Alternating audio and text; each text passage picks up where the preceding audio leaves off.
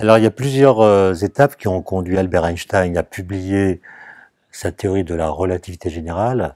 Quelques articles sont sortis à la fin de l'année 1915, d'autres au début de l'année 1916. Et une première étape qui a été décisive, ça s'est passé au mois de mai 1907. À l'époque, Einstein est ingénieur à l'Office fédéral de la propriété intellectuelle. Et un après-midi, après le déjeuner, il rêvasse, il le raconte lui-même, hein. Et lors de cette rêverie semi-éveillée, il a, dit-il, l'idée la plus heureuse de sa vie. Alors, quelle est cette idée? Il le dit. J'ai compris qu'une personne en chute libre ne sent pas son propre poids.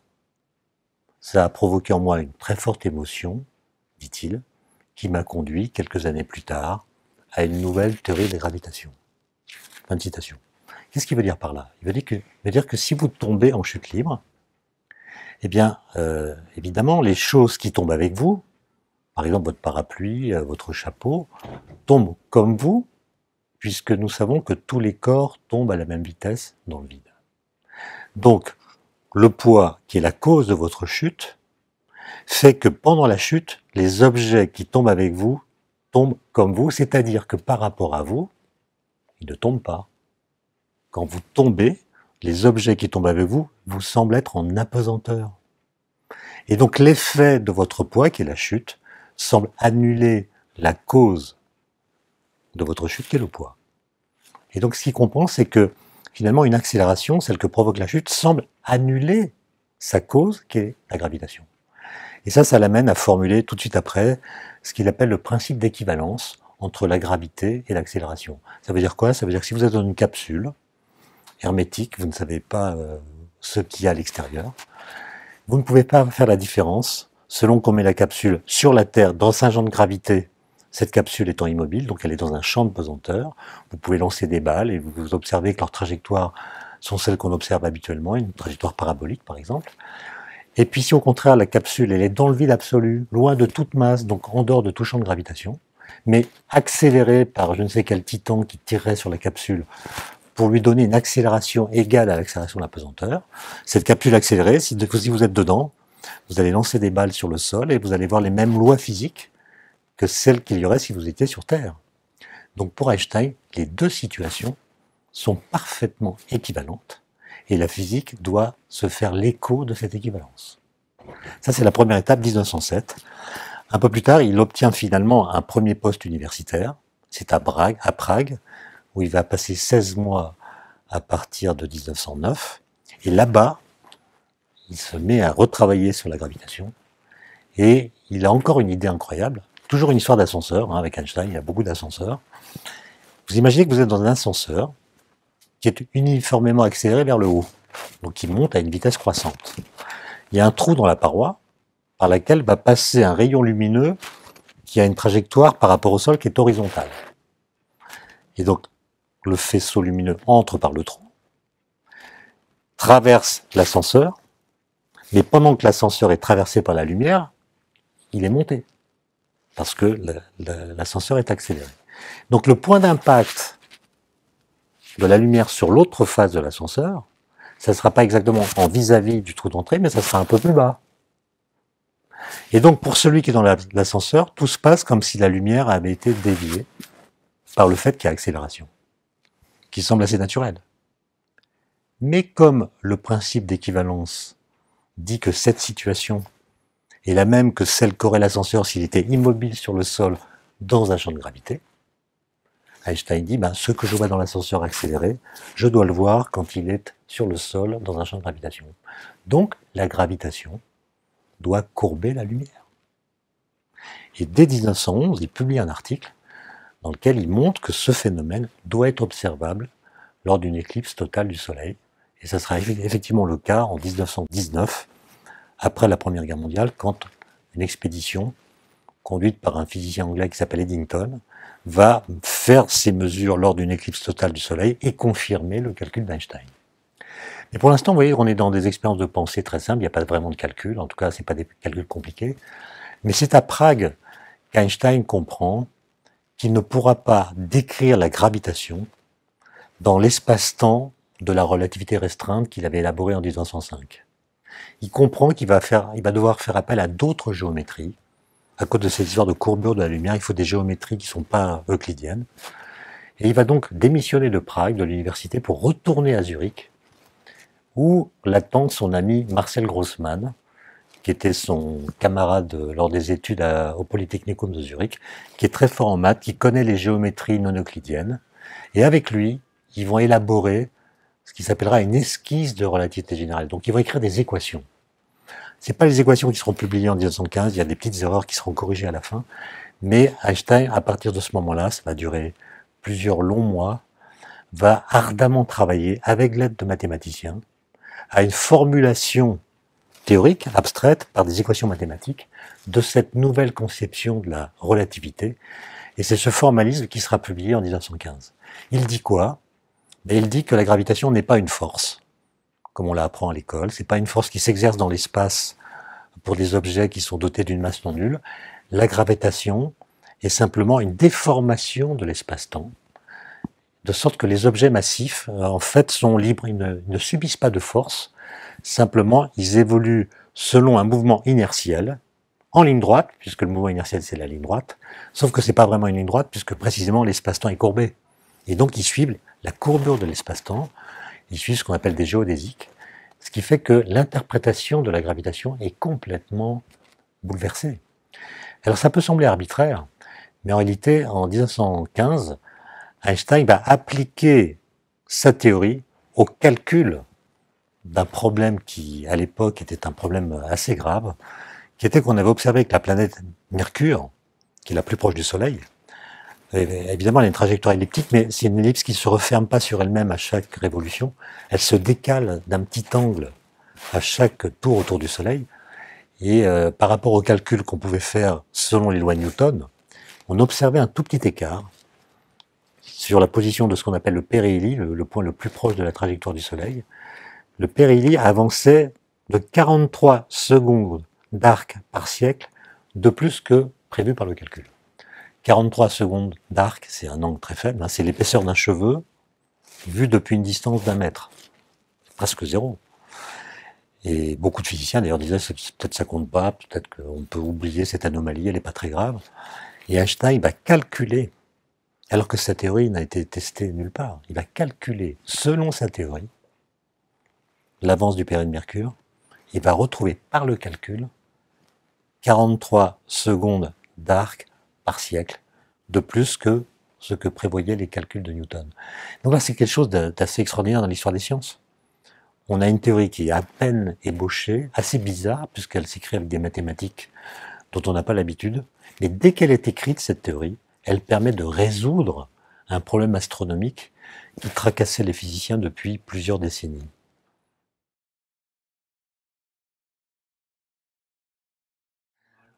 Alors la théorie de la relativité restreinte qu'Einstein publie en juin 1905, c'est évidemment un préalable à la théorie de la relativité générale.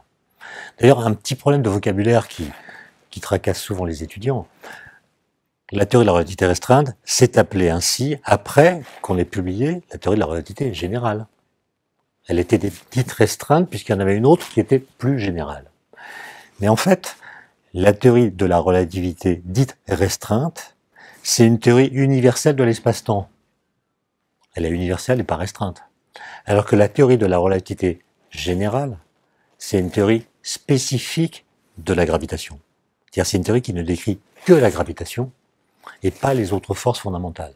Donc oui, on a affaire à des appellations là qui sont trompeuses et qu'on pourrait d'ailleurs modifier, même si c'est sans doute trop tard, puisque les choses se sont enquistées dans la culture de cette façon. Alors, la théorie de la relativité restreinte, Einstein l'a publiée alors qu'il est déjà ingénieur au bureau des brevets. Il examine les brevets que soumettent les ingénieurs qui veulent synchroniser les horloges à distance. On veut unifier l'heure en Allemagne, en Suisse, et les ingénieurs fourmillent d'idées pour le faire. Et en étudiant ces brevets, Einstein comprend qu'il y a une anomalie dans la façon d'interpréter l'électromagnétisme à l'époque. En fait, il y avait une contradiction dans la physique du XIXe siècle qu'on n'arrivait pas à comprendre. La physique du XIXe siècle, elle s'appuie sur deux socles théoriques différents. Il y a d'une part la mécanique, celle de Newton, qui a été reformalisée par Lagrange, Hamilton, qui s'appuie sur 3 principes, dont l'un est le principe de relativité, énoncé par Galilée. Que dit le principe de relativité? Que le mouvement est comme rien. C'est-à-dire quand vous êtes en mouvement, tout se passe exactement comme si vous n'étiez pas en mouvement. Quand vous êtes dans le train à vitesse constante, en ligne droite, tout se passe dans le train comme ça se passe dans la salle d'attente de la gare. Donc le mouvement ne change rien aux lois physiques. Et si vous dites cela, cela implique que tous les référentiels galiléens sont équivalents. Il n'y a pas un référentiel dont vous puissiez dire qu'il est plus immobile que les autres, puis qu'il sera mobile par rapport à un autre qui a le même statut que lui. Autrement dit, ce que dit le principe de relativité, c'est qu'il n'existe pas de référentiel dont on puisse dire qu'il est absolument immobile. Nous sommes dans le même référentiel. Je suis immobile par rapport à vous, mais je ne suis pas immobile dans l'absolu. Je suis immobile par rapport à vous parce que nous partageons le même mouvement. La Terre tourne sur elle-même, elle tourne autour du Soleil. Nous sommes dans le même référentiel, de sorte que nous sommes immobiles, mais ce n'est pas une immobilité absolue. Donc ce que dit la mécanique, c'est qu'il n'existe aucun référentiel dont on puisse dire qu'il est absolument immobile. Premier point.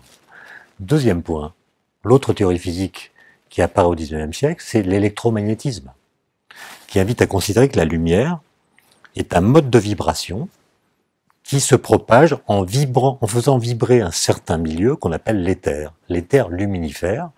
On avait pris l'analogue du son, le son se propage dans l'air, mais si vous faites le vide, le son ne se propage plus. Donc le son est un phénomène ondulatoire ou vibratoire qui a besoin d'un support pour se propager. Et les physiciens ont pensé la même chose de la lumière, c'est un phénomène ondulatoire, donc il y a un milieu qui vibre à son passage et qu'on appelle l'éther. Quelles sont les propriétés de l'éther? Est-ce qu'il est solide, élastique? Est-ce qu'il est massif? Est-ce qu'il a un poids, etc.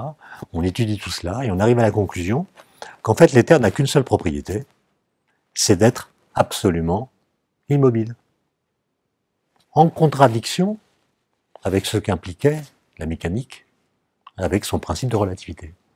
Et donc, beaucoup de physiciens à l'époque, Poincaré, Lorentz, essaient, évidemment, gardent l'éther, personne ne doute de l'existence de l'éther, et essaient de rendre les deux compatibles en insérant l'électromagnétisme dans la mécanique, en regardant l'éther, c'est assez confus. Et Einstein arrive et dit, mais l'éther nous pose des problèmes. Si on supprime l'éther, les problèmes qu'il pose vont disparaître. Et c'est ce qu'il fait dans l'article de juin, en tirant toutes les conséquences. Première conséquence, la lumière se propage dans le vide. Il n'y a plus besoin de support. Donc la lumière devient une entité physique à part entière, et non plus le mode de vibration d'une substance particulière qui était l'éther. Et puis le principe de relativité il va être remanié en tenant compte du fait que, quelle que soit la vitesse qu'on a par rapport à elle, la lumière va par rapport à nous à la vitesse de la lumière. On ne peut pas être immobile par rapport à la lumière. Quelle que soit la vitesse de la source qui l'émet, quelle que soit la vitesse de celui qui mesure sa vitesse, eh bien, on trouvera toujours la même valeur. Et ça va amener Einstein à une nouvelle théorie de l'espace et du temps, qui va être formalisée grâce à l'introduction d'un nouveau concept qui est l'espace-temps, avec un tiret entre les deux, le tiret signifiant qu'il n'y a pas l'espace d'un côté, le temps de l'autre. Évidemment, dans un référentiel donné comme cette salle, on peut définir un temps, c'est ce que je mesure avec ma montre, un espace, c'est ce que je mesure avec une règle, donc la séparation est bien nette. Mais pour quelqu'un qui serait en déplacement par rapport à nous à une très grande vitesse, il y a une partie de ce que j'ai appelé l'espace qui deviendrait pour lui du temps, et une partie de ce que j'ai appelé du temps qui deviendrait de l'espace. Donc ce qui est mobile, c'est la séparation entre l'espace et le temps. Cette séparation n'est plus absolue, elle est relative au référentiel. Et c'est ça la relativité restreinte, qui est la théorie cadre de toutes les interactions. Les interactions nucléaires qui n'étaient pas connues à l'époque, les interactions électromagnétiques, et également l'interaction gravitationnelle par le biais de la relativité générale. Et donc c'est sur ce socle-là qu'Einstein va construire sa relativité générale et va comprendre que l'espace-temps doit être différent de ce qu'il était en relativité restreinte pour pouvoir y placer les effets de la gravitation.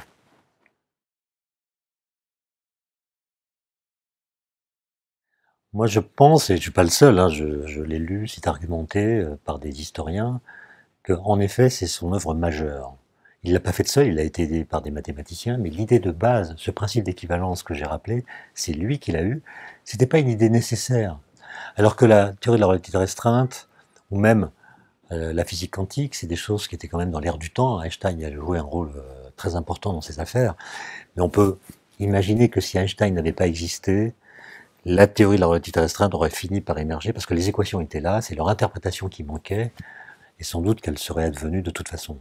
Alors que le problème que s'est posé Einstein à propos de la gravitation, eh c'est lui qui l'a posé, pas les autres. Et il y avait à l'époque aucune raison de changer la théorie de la gravitation, à part les raisons qu'Einstein s'est lui-même imposées par ses propres réflexions, et parce qu'il était le père de la relativité restreinte. Il ne comprenait pas que dans la théorie de Newton, la gravitation se propage à une vitesse infinie. On met deux masses, d'après Newton, aussitôt il y a une force qui les relie à une vitesse infinie, ce qui contredit les principes de la relativité restreinte. Et donc c'est Einstein qui a senti cette contradiction et qui a essayé de la corriger par un nouveau formalisme. Et Dirac et d'autres ont tous dit que sans lui, peut-être qu'aujourd'hui on n'aurait toujours pas la relativité générale.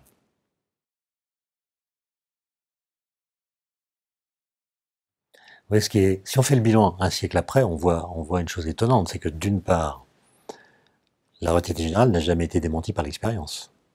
Elle est même la théorie qui permet de faire une cosmologie scientifique, puisque cette théorie permet de considérer l'univers physique comme un objet physique, à part entière et non plus une espèce d'enveloppe qui contiendrait les autres objets physiques. L'univers a des propriétés globales qui ne sont pas réductibles à des propriétés locales. L'univers est un objet, et on sait que cet objet a une histoire, il est en expansion, le Big Bang, etc. Mais la physique quantique, elle décrit les autres forces. Et ce qu'on a découvert, c'est que les principes mêmes de la physique quantique sont incompatibles avec ceux de la relativité générale. Et donc notre physique aujourd'hui est, comme la physique de la fin du XIXe siècle, dans un état schizophrène. Il y avait la mécanique et l'électromagnétisme qui reposaient sur des principes différents et même contradictoires. Et aujourd'hui, on a une physique à deux pieds. La physique quantique, grâce à laquelle on peut décrire l'électromagnétisme et les forces nucléaires, et puis la relativité générale qui ne décrit que la gravitation. Et ces théories s'opposent de multiples façons, notamment par le statut qu'elles donnent à l'espace-temps. L'espace-temps de la mécanique quantique, c'est un espace-temps qui est rigide, statique. C'est celui de la relativité restreinte, en fait. Alors que l'espace-temps de la relativité générale, il est souple, dynamique. Il est un objet physique à part entière, dont les propriétés, la métrique, la courbure, dépendent de ce qui se passe en son sein. Et donc, entre le contenant et le contenu, il y a une sorte d'adhérence qu'on ne peut pas défaire, alors qu'en physique quantique, il y a l'espace-temps qui est fixe, rigide, qui est une sorte de substance, dans laquelle viennent prendre place les phénomènes physiques. Et beaucoup de chercheurs aujourd'hui essaient de trouver un nouveau cadre permettant d'unifier ces deux socles théoriques différents, un peu comme Einstein, avec la relativité restreinte, avait unifié la mécanique et l'électromagnétisme.